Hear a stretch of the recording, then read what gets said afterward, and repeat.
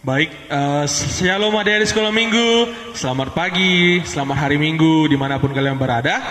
Pada minggu pagi ini, kami abang-abang kalian akan memulai ibadah sekolah minggu.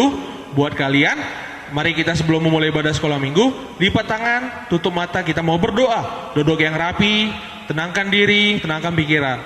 Baik, untuk orang tua, supaya diarahkan anak-anaknya tetap dalam keadaan duduk yang rapi, supaya kita berdoa. Baik, mari kita lipat tangannya, tutup matanya, kita berdoa.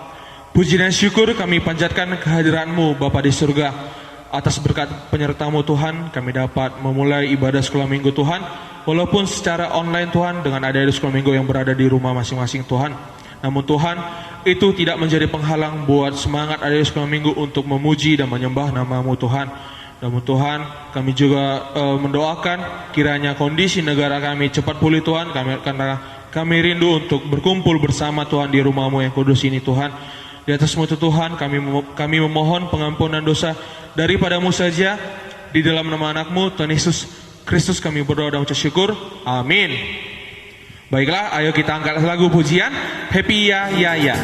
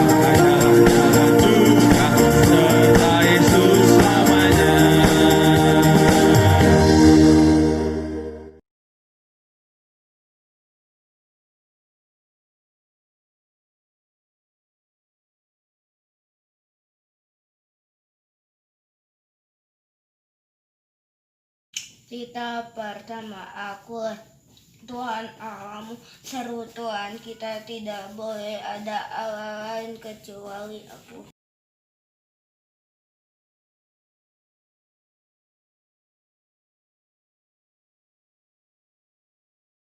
Cerita kedua, jangan berbuat bagimu patung yang menyerupai apapun yang ada di langit atau yang ada di bumi untuk disembah atau bertakwa kepadanya.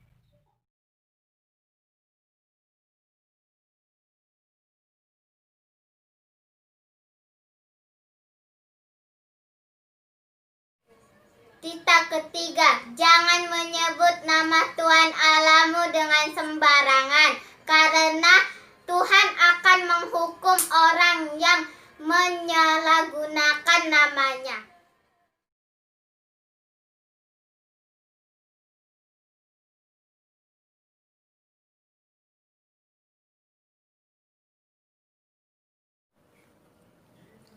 Cerita keempat, ingat dan kuduskanlah hari Sabat. 6 hari lamanya engkau akan melakukan segala pekerjaanmu. Tetapi pada hari ketujuh ialah hari Sabat bagi Tuhan Allahmu. Engkau tidak boleh melakukan segala pekerjaan. Engkau atau anakmu laki-laki atau anakmu perempuan atau hambamu laki-laki atau hambamu perempuan atau ternakmu atau orang asing yang berada di tempat kediamanmu. Sebab 6 hari lamanya Tuhan menjadikan langit dan bumi, laut dan segala isinya. Ia beristirahat pada hari ketujuh. Itulah sebabnya Tuhan memberkati dan menguduskan hari Sabat.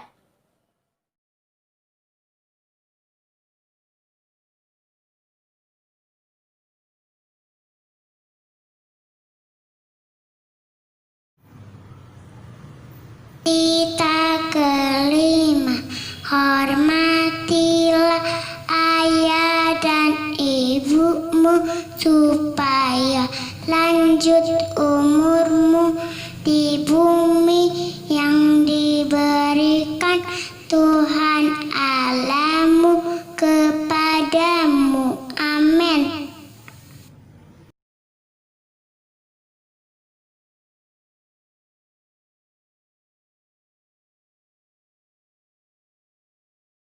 Kita keenam, jangan bergunung.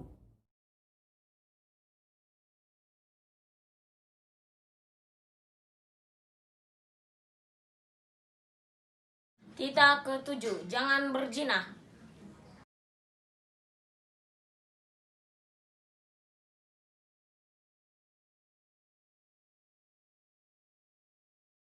Kedelapan, jangan mencuri.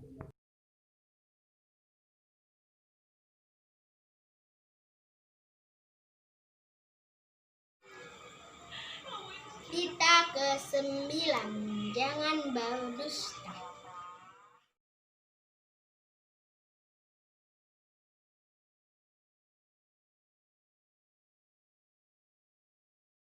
Kita ke-10, jangan mengingini rumah sesamamu.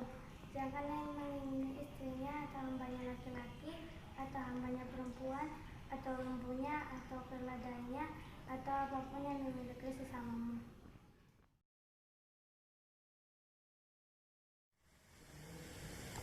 Iya, kita kembali bernyanyi lagi lagunya Sayang Sayang Disayang. Semua semangat nyanyinya ya, Dek.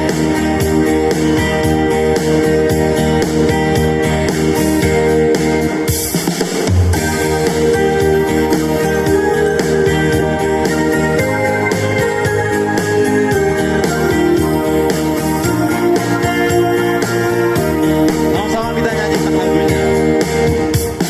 Sayang, sayang, disayang, aku disayang Tuhan, aku diangkat jadi anaknya, aku disayang Tuhan. Glory, glory, glory, haleluya, glory, glory, puji Tuhan.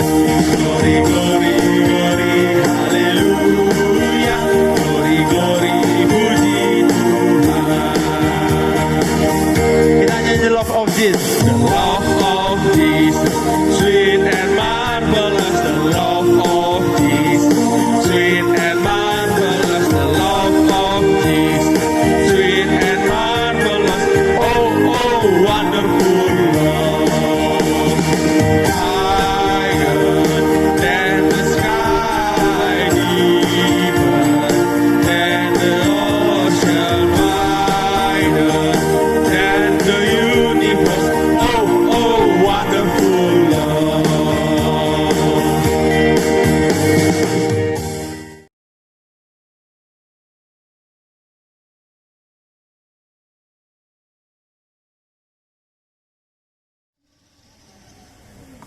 Ya, buat adik-adik yang di rumah, mari kita buka Alkitab kita untuk ayat apalah untuk minggu ini di tanggal 19 Juli 2020.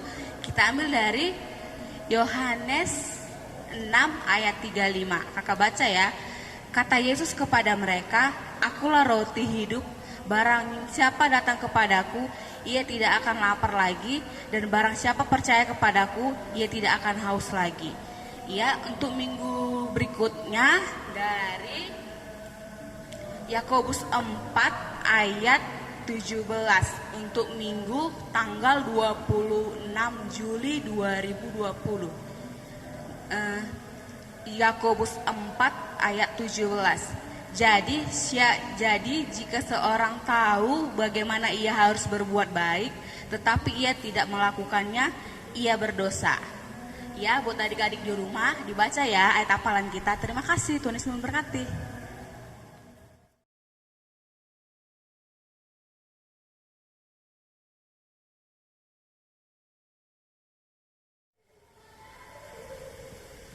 Iya, sebelum kita mendengarkan firman Tuhan, kita angkat satu lagu pujian, Kasih yang Sempurna.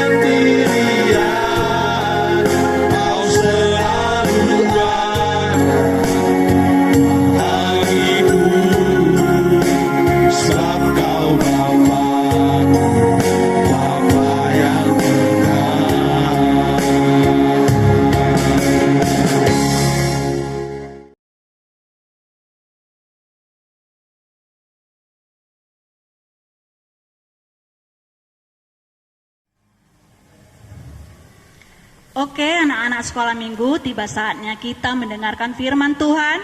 Sebelum kita mendengarkan firman Tuhan, kita berdoa dulu, kita lipat tangan kita bersatu dalam doa.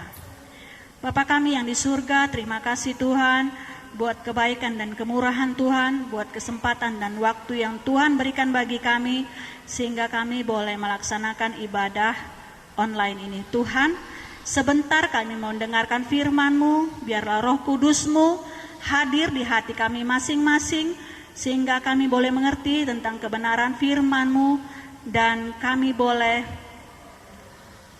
menerimanya dan melakukannya di dalam kehidupan kami. Terima kasih Tuhan, hanya dalam nama anak-Mu Tuhan Yesus Kristus, Tuhan dan Juru Selamat kami berdoa. Amin. Oke, firman Tuhan pada minggu ini diambil dari Injil Yohanes 6 ayat 28 sampai 35. Indang baca, anak-anak ikuti di rumah ya.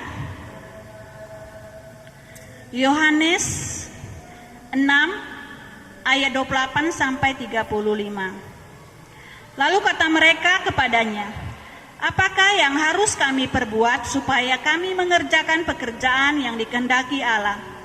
Jawab Yesus kepada mereka, inilah pekerjaan yang dikehendaki Allah, yaitu hendaklah kamu percaya kepada Dia yang telah diutus Allah.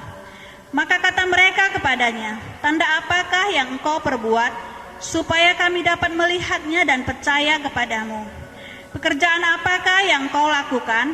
Nenek moyang kami telah makan mana di padang gurun, seperti ada tertulis mereka diberinya makan dari surga. Maka kata Yesus kepada mereka, aku berkata kepadamu, sesungguhnya bukan Musa yang memberi kamu roti dari surga, melainkan Bapa-Ku yang memberikan kamu roti yang benar dari surga. Karena roti yang dari Allah ialah roti yang turun dari surga dan yang memberikan hidup kepada dunia. Maka kata mereka kepadanya, Tuhan, berikanlah kami roti itu senantiasa. Kata Yesus kepada mereka, akulah roti hidup, barang siapa datang kepadaku, ia tidak akan lapar lagi, dan barang siapa percaya kepadaku, ia tidak haus lagi. Kita ulangi ayat 35 ya. Kata Yesus kepada mereka, akulah roti hidup, barang siapa datang kepadaku, ia tidak akan lapar lagi, dan barang siapa percaya kepadaku, ia tidak akan haus lagi. Khotbah kita pada minggu ini berjudul tentang roti hidup. Yesus sebagai roti hidup. Nats ini menceritakan tentang orang banyak yang meminta tanda kepada Tuhan Yesus.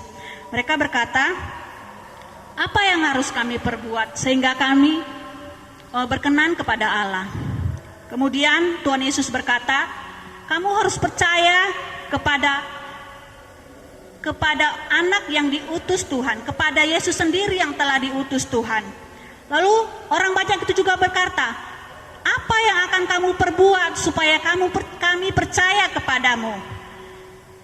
Kalau dulu nenek moyang kami diberi makan mana di padang gurun ketika Musa membawa bangsa Israel dari tanah Mesir ke Kanaan, di waktu perjalanan mereka di padang gurun, Tuhan memberikan mereka makan mana. Nah, kalau kamu apa yang kamu perbuat, katanya. Orang-orang banyak meminta tanda. Karena sebelum firman ini juga, Yesus telah memberi makan 5.000 orang. Nah, Tuhan Yesus berkata, bukan Musa yang memberi roti dari surga, tetapi Bapa-Ku yang di surga. Bapa-Ku akan memberikan roti yang hidup, roti yang membuat dunia, jika dunia menerimanya, dunia akan hidup. Maksudnya orang-orang yang menerimanya akan hidup. Tuhan berkata, akulah roti hidup, barang siapa datang kepadaku, ia tidak lapar lagi, dan barang siapa percaya kepadaku, ia tidak haus lagi. Pada saat ini, kita belajar tentang Yesus yang mengatakan dirinya sebagai roti hidup. Roti merupakan kebutuhan pokok waktu di zaman Israel. Waktu orang Israel, kebutuhan pokoknya, makanan utamanya adalah roti. Seandainya mungkin kalau Yesus orang Indonesia, mungkin di sini akan ditulis nasi hidup. Tapi karena Tuhan Yesus di Israel, di Timur Tengah, orang itu makanan utamanya roti, makanya di sini dibuat roti hidup. Di sini orang-orang banyak hanya memikirkan tentang kebutuhan sehari-hari mereka, karena sebelumnya Tuhan Yesus telah memberikan banyak melakukan mujizat. Tuhan Yesus telah memberi makan 5.000 orang. Tuhan Yesus berjalan di air, nanti anak-anak boleh baca di ayat sebelumnya. Nah, dan mereka pingin lagi, apa yang mau Tuhan kerjakan, apa yang mau Yesus kerjakan. Mereka belum mengerti kalau Yesus itu adalah Mesias, Tuhan yang dinubuatkan untuk menyelamatkan mereka dari dosa. Dan di sini Tuhan Yesus mengatakan, aku adalah roti hidup. Siapa yang datang kepadaku, dia tidak lapar lagi. Siapa yang percaya kepadaku, dia tidak haus lagi. Apa maksud perkataan Tuhan Yesus ini? Apakah Tuhan sebagai roti? Tidak. Di sini Tuhan mau mengatakan bahwa hidup ini tidak hanya roti atau makanan utama untuk daging, untuk badan kita. Kalau kita makan roti, itu untuk apa ya? Untuk hidup, supaya daging kita hidup kan, tidak mati. Kalau tidak makan, pasti akan sakit dan mati. Nah, itu kebutuhan tubuh kita. Tapi Tuhan berbicara jauh lagi dari situ, ya kan? Tuhan mengatakan, aku adalah roti hidup. Maksudnya, siapa yang percaya kepada Tuhan Yesus, dia akan hidup untuk selamanya. Kalau roti yang kita makan untuk badan kita ini, untuk daging kita, kita suatu saat pasti mati kan? Kita akan kembali ke tanah. Nah, roti yang kita makan itu untuk tubuh kita ini sebenarnya adalah sia-sia. Tapi Tuhan Yesus, dia memberikan hidupnya. Dia menyatakan bahwa akulah roti hidup. Kalau kamu mau hidup selama-lamanya, percayalah kepadaku. Sehingga kamu beroleh hidup yang kekal, bukan hidup yang sementara. Itu maksud Tuhan Yesus. Dia mengatakan dirinya adalah roti, maksudnya dia menceritakan tentang karya penyelamatan Tuhan Yesus di kayu salib. Siapa yang pernah melihat film The Passion of Christ, film Tuhan Yesus? Siapa yang sudah pernah menonton? Mungkin anak-anak sudah pernah menonton bagaimana Tuhan Yesus mati di kayu salib. Inang saja ngeri melihatnya. Bisa dibayangkan bagaimana penderitaan Tuhan Yesus menanggung dosa-dosa kita. Bagaimana dia telah mati untuk menebus dosa kita. Dia dicambuk, dia dicalibkan, tangannya dipaku, kepalanya dimahkotai duri. Sangat mengerikan. Nah, seperti pelajaran khotbah kita yang minggu lalu kan ada itu ya, Mazmur 103, tapi tidak sampai ke situ ya. Daud mengatakan, sejauh timur dari barat, dia melupakan pelanggaran kita, dia melupakan dosa-dosa kita, dia mengampuni dosa kita, dia menebus kita dari lubang kubur. Itulah yang dibawa Yesus, tapi orang-orang tidak melihat, hanya melihat karya dan mujizatnya. Tapi tujuan utama Yesus datang ke dunia ini adalah Tuhan memberikan kehidupan yang kekal, tapi bagi orang yang percaya kepadanya. Sejauh timur dari barat, ada lagunya itu kan dek, sejauh timur dari barat, timur di sana, barat di sana, itu tidak akan bertemu. Seperti itulah jauhnya dia melemparkan, melupakan, menebus dosa kita. Dia membuang dosa kita jauh ke tubir laut. Maksudnya sudah dibuang, nggak akan datang, nggak jumpa lagi. Seperti itulah kalau orang-orang yang menerima Tuhan Yesus sebagai makanan jiwanya, makanan rohnya. Bukan hanya daging yang perlu. Tuhan mengatakan bahwa hidup yang sebenarnya itu adalah hidup yang kekal. Kalau daging ini, badan kita ini akan kembali ke tanah, tapi roh kita akan kekal. Kalau tidak ke surga, akan ke neraka. Makanya Tuhan Yesus menyediakan. Dia menyediakan bagi umat ciptaannya. Tuhan sangat maha kasih kepada kita. Dia tidak hanya menciptakan kita, tapi ketika kita jatuh ke dalam dosa, dia memberikan pengampunan, penebusan kepada kita. Tapi terkadang bukan Tuhan yang memberikan kita neraka, tapi pilihan kita. Kita yang memilih masuk neraka. Tuhan sudah menyediakan pengampunan, tapi terkadang kita ya mungkin beribadah, tapi kita sering dengar kata Yesus, tapi kita tidak kenal. Sering kita ke gereja, tapi kita tidak tahu apa yang Tuhan Yesus bawa untuk kita.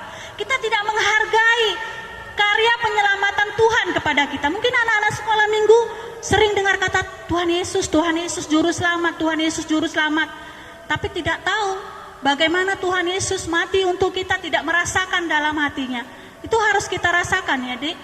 Karena zaman sekarang ini virus banyak di mana-mana. Kematian mengancam kita di mana-mana. Kita harus terima keselamatan kita. Kita harus kerjakan keselamatan kita dengan takut dan gentar. Bahkan sekarang mungkin banyak sekali di medsos-medsos itu mengganggu iman kita. Ada yang mengatakan Tuhan Yesus itu tidak pernah menyatakan dirinya Tuhan. Tuhan Yesus itu kenapa mati di salib? Kalau Tuhan kenapa harus mati di salib? Mereka tidak mengerti. Kenapa sampai bisa mati di salib? Kenapa nggak bangkit saja? Kalau Tuhan masa nggak kuat katanya. Padahal sebenarnya Tuhan Yesus datang ke dunia ini untuk menyelamatkan kita, mengampuni kita, memang untuk mati di kayu salib. Kalau memang tidak mati di kayu salib, ngapain dia turun ke dunia? Kan begitu. Tuhan yang turun ke dunia dari tempatnya yang maha mulia menjadi ke tempat yang paling hina, dari tempat kaya menjadi miskin, hanya untuk kita manusia ciptaannya. Sungguh sangat baik Allah kita. Sewajarnya lah kita mengerti keselamatan yang Tuhan berikan kepada kita. Kita percaya bukan hanya di mulut, tetapi percaya dalam hati. Kita mengerjakan semua yang ditauladankan Yesus kepada kita. Anak-anak sekolah mingguan sudah diajarkan kan bagaimana sifat-sifat Tuhan Yesus. Dia suka penolong, dia hidupnya kudus, dia murah hati. Seperti itu juga kita, Tuhan harapkan kita menyerupai semua perilakunya. Dia menjadi tauladan dalam hidup kita. Jadi di sini dimaksudkan roti hidup adalah Tuhan sendirilah, makanan jiwa kita, makanan roh kita. Makanya Tuhan Yesus berkata, lakukanlah perjamuan ini. Tuhan Yesus kan kalau perjamuan kudus, nanti anak-anak kalau udah besar udah ngerti, ada perjamuan kudus itu kan dikasih makan roti, dikasih minum anggur sebagai lambang roti, itu sebagai daging dan darah Yesus. Nanti semakin dewasa anak-anak akan semakin mengerti, dan Tuhan memperingatkan, lakukanlah perjamuan ini sebagai mengingat aku, mengingat karya keselamatan yang Tuhan kerjakan, sehingga kita boleh beroleh itu dan tidak sia-sialah kita beribadah. Hari ini anak-anak juga harus tahu bahwa mungkin firman ini agak sulit anak-anak mengerti, tapi ketahuilah satu hal, bahwa hanya satu-satunya jalan menuju Bapa, menuju sorga, hanya Tuhan Yesus. Terimalah Tuhan Yesus sebagai juru selamatmu, sebagai makanan jiwamu, makanan rohmu, sehingga kamu akan hidup untuk selama-lamanya. Oke, demikian firman Tuhan. Kita lipat tangan kita tutup mata. Terima kasih Tuhan buat firman-Mu yang boleh kami dengar. Biarlah Roh Kudus-Mu mengajarkan kepada hati kami, mengukir indah di dalam hati kami karya keselamatan-Mu Tuhan. Betapa dalam, betapa tingginya, betapa lebarnya kasih-Mu atas kami manusia. Kau selamatkan kami, Kau tebus kami dari lubang kubur Tuhan. Kau mahkotai kami dengan rahmat dan kasih setia, sehingga kami boleh beroleh hidup yang kekal. Terima kasih Bapa, ampunkan kami untuk setiap dosa-dosa dan pelanggaran kami, agar kami layak menjadi anak Tuhan, agar kami layak menerima kasih karunia yang daripada Tuhan. Terima kasih Tuhan. Hanya dalam nama anak-Mu Tuhan Yesus Kristus kami berdoa. Amin.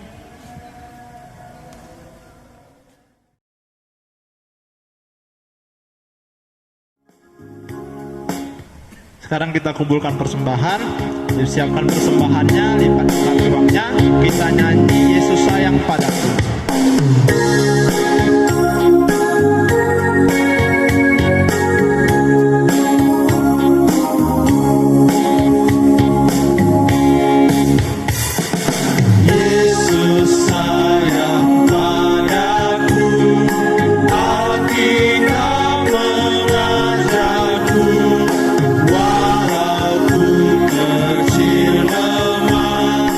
Aku ini miliknya.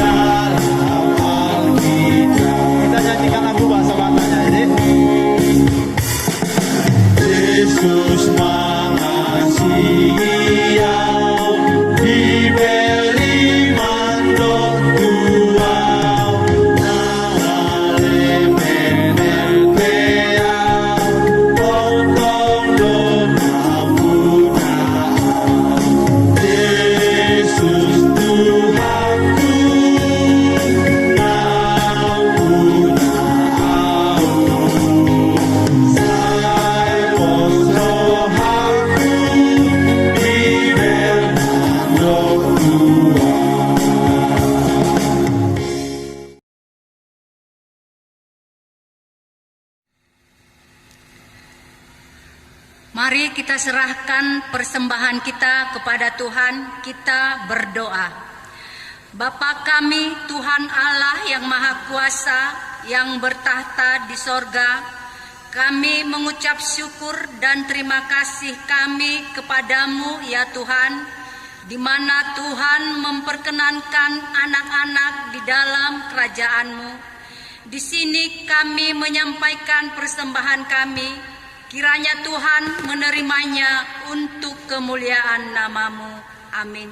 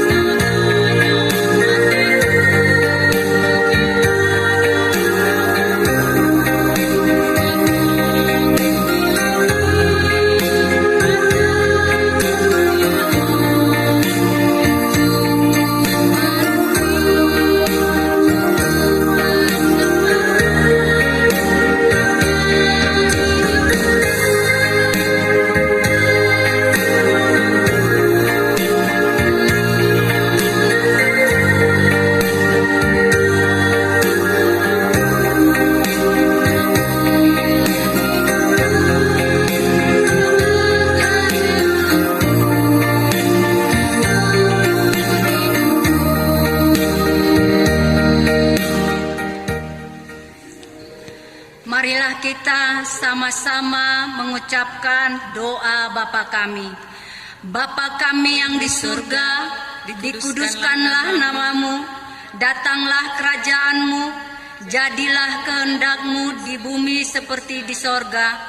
Berilah kami pada hari ini makanan kami yang secukupnya, dan ampunilah akan kesalahan kami, seperti kami mengampuni orang yang bersalah kepada kami. Dan janganlah membawa kami ke dalam percobaan, tetapi lepaskanlah kami daripada yang jahat. Karena Engkau yang mempunyai kerajaan dan kekuasaan dan kemuliaan sampai selama-lamanya. Amin. Kiranya Tuhan Allah memberkati kita dan memelihara kita. Kiranya Tuhan menerangi kita dengan wajah-Nya dan dikasihankan-Nya lah kita. Kiranya Tuhan menampakkan wajah-Nya kepada kita dan mengaruniai kita dengan damai sejahtera.